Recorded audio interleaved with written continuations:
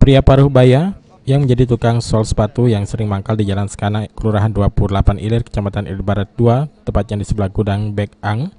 Dengan keahliannya memperbaiki sepatu bisa menghidupi istri dan anak-anaknya. Dalam sehari ia bisa memperbaiki sepatu 10 pasang. Satu pasang sepatu diperbaiki dihargai Rp10.000. Ia mulai membuka lapak sol sepatunya mulai pukul 8 pagi hingga pukul 4 sore. Dung mengaku membuka jasa sol sepatu ini dari tahun 1980-an, yang terhitung sudah 38 tahun ia berprofesi sebagai tukang sol sepatu.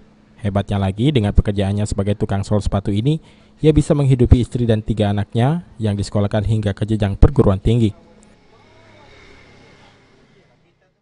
Sol ini di 38 tahun, 80 udah mulai.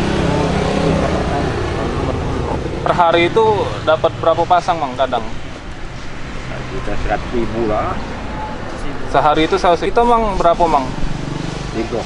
Anak 3. Itu siapa? Betino? Dino itu lanang gua. Jadi hasil itu untuk biaya apa, Mang, biasanya, Mang? Makan tuh lah, belanja-belanja sekolah lu. Ada yang sampai kuliah, Mang? Masih sekolah lagi kuliah kan.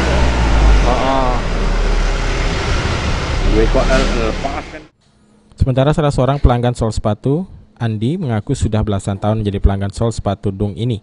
Ia mengungkapkan selain harga yang ditawarkan murah, orangnya pun ramah dan jahitannya sangat rapi. Udah mungkin 15 tahun sampai 20 tahunan pelanggan Pang Dudung ini. Ngapa nak ngesol di sini, Nang? Karena bagus. Sudah tulungnya ramah.